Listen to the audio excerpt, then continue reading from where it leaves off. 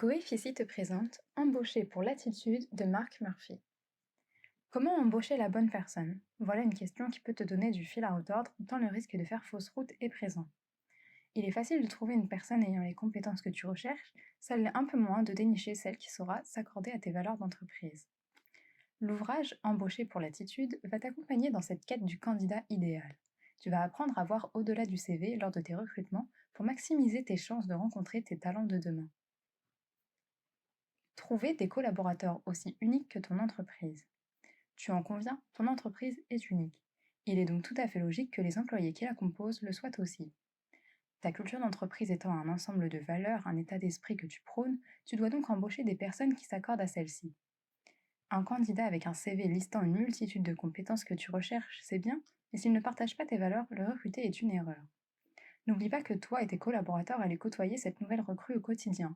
Alors elle peut avoir toutes les compétences du monde, si son attitude ne s'accorde pas à l'état d'esprit de ton entreprise, c'est peine perdue que de l'embaucher. Attention, l'idée n'est pas non plus de faire l'impasse sur les compétences lors du recrutement, non. Tu dois simplement retenir que le candidat avec le plus de compétences n'est pas nécessairement le candidat idéal. Tu dois trouver celui qui en a assez pour faire le travail demandé d'un côté et qui se reconnaît à travers tes valeurs de l'autre. Pour t'aider à définir ce qui rend ton entreprise unique, en plus de ton propre avis, interroge simplement tes actuels collaborateurs sur ce qu'ils aiment dans leur travail à tes côtés, sur les qualités qu'ils s'apprécient les uns chez les autres, sur la façon dont ils se reconnaissent dans ce que revendique l'entreprise, etc. Revoir tes méthodes d'entretien.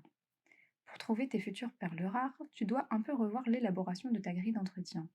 Tu dois mettre de côté les traditionnelles questions comme celles demandant de citer des qualités et des défauts pour te concentrer sur des questions plus travaillées et donc plus concrètes.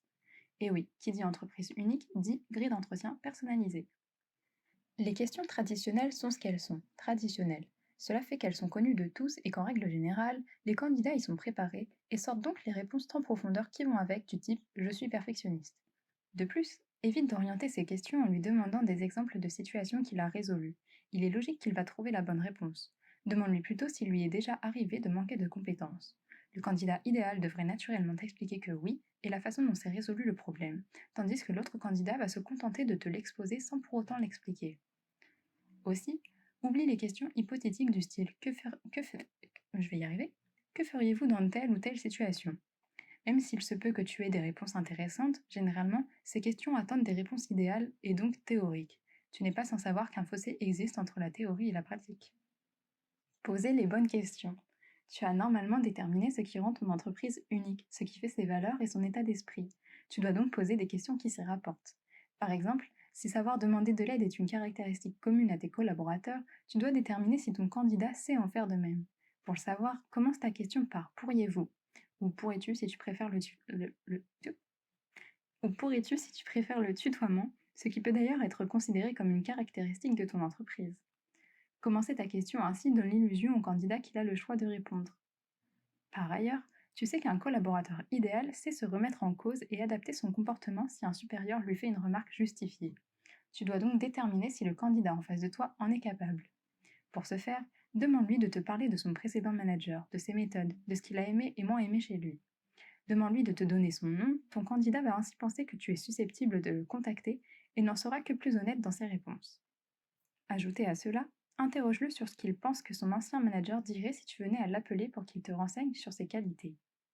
Par suite, pose exactement la même question mais cette fois-ci sur les défauts ou faiblesses. Le candidat idéal sait répondre et reconnaître qu'il n'est pas parfait. Il sait accepter la critique et reconnaître ses lacunes. Apprécier l'attitude professionnelle du candidat. Plus que de lister les questions que tu souhaites poser, fixe les réponses qui vont avec chacune d'entre elles. Mets d'un côté les réponses que tu attends et de l'autre celles qui sont rédhibitoires à tes yeux. Ces réponses vont constituer ta base de réponses type à laquelle tu vas te référer pour juger celles données par ton aspirant collaborateur. Pour t'aider, crée une échelle de notation pour situer la réponse donnée par rapport à celle que tu attendais. Tu peux par exemple noter cela de 1 à 7, une note à 7 étant une réponse parfaite par rapport à ce que tu attends. À la fin de ton entretien, tu vas logiquement obtenir un score que tu vas pouvoir comparer aux autres candidats. À noter que les réponses obtenant un score de 1 à 3 ne sont pas de bon augure. En outre, cette méthode doit être complémentaire de ton appréciation personnelle, c'est-à-dire que tu dois faire confiance à ton instinct. Si un candidat a obtenu le meilleur score de tous tes entretiens mais que tu ne le sens pas, tu n'es en aucun cas obligé de l'embaucher. Tu peux être patient et mener de nouveaux entretiens ultérieurement. Écoutez le candidat parler. Lors de tes entretiens, tends l'oreille, écoute ton interlocuteur et remarque sa façon de parler, les termes qu'il choisit, les phrases qu'il fait. Un collaborateur performant va naturellement favoriser des tournures de phrases personnelles. Il est actif dans ce qu'il dit. Par exemple, plutôt que de dire il faut demander au client ce qu'il recherche, il va dire j'ai demandé au client ce qu'il recherchait pour comprendre son besoin. Le collaborateur idéal favorise les émotions positives dans son discours. Tu te rends ainsi compte s'il a réussi ou non à prendre du recul et à tirer le meilleur de ses expériences passées. Bien évidemment qu'il peut avoir eu de mauvaises expériences, mais en entretien, il doit savoir mettre l'accent sur ce qu'il a appris de celles-ci et non pas sur ce qu'elles ont apporté de négatif. En outre, le conseil est brut, mais tais-toi. Ton silence va amener l'autre à vouloir le combler et donc à parler plus. Et plus tu vas écouter la personne te parler, plus tu vas en apprendre sur elle. Rédiger l'offre d'emploi idéale. Lorsque tu rédiges ton annonce pour une future offre d'emploi, pense à une chose. Celle-ci doit être aussi unique que ton entreprise et tes actuels salariés. Dis-toi bien que c'est en réalisant une annonce personnalisée et en parfait accord avec l'état d'esprit de ton entreprise que tu es le plus susceptible d'attirer les meilleurs talents qui lui correspondront. Tu dois faire une annonce qui te ressemble et qui donne envie de te rejoindre dans l'aventure. Oublie l'offre d'emploi classique qui présente l'entreprise en 3 lignes pour ensuite lister une liste de compétences à avoir. Plus qu'une offre d'emploi, tu dois vendre une opportunité de carrière. Présente ton entreprise et ce qui la rend unique, le pourquoi il faut postuler chez toi et pas ailleurs. Indique clairement ce que tu attends de ton futur collaborateur, mais aussi ce que tu ne veux pas. Cela va permettre de faire un premier tri. Les personnes tombant sur l'annonce jugeront d'elles-mêmes si elles se sentent capables ou non de correspondre à ce que tu recherches. Pour faire simple, ne sois pas trop formel ou scolaire si ça n'est pas ton style. Sois authentique et rédige ton annonce comme si tu faisais le portrait de ton collaborateur idéal. In fine, tu le savais certainement déjà, mais le choix de tes collaborateurs n'est pas anodin. Ils font vivre ton entreprise et en sont les ambassadeurs. Tu dois donc les choisir avec attention. Tu dois trouver des personnes compétentes d'une part et qui sauront se reconnaître dans tes valeurs d'entreprise d'autre part. À cette fin, il peut être nécessaire que tu repenses tes méthodes de recrutement. Pour cela, retiens que tu dois toujours tâcher de voir plus loin que les lignes d'un CV et prendre connaissance de la personne derrière celui-ci. C'était Embauché pour l'attitude de Marc Murphy. À bientôt chez Coefficie pour de nouvelles lectures.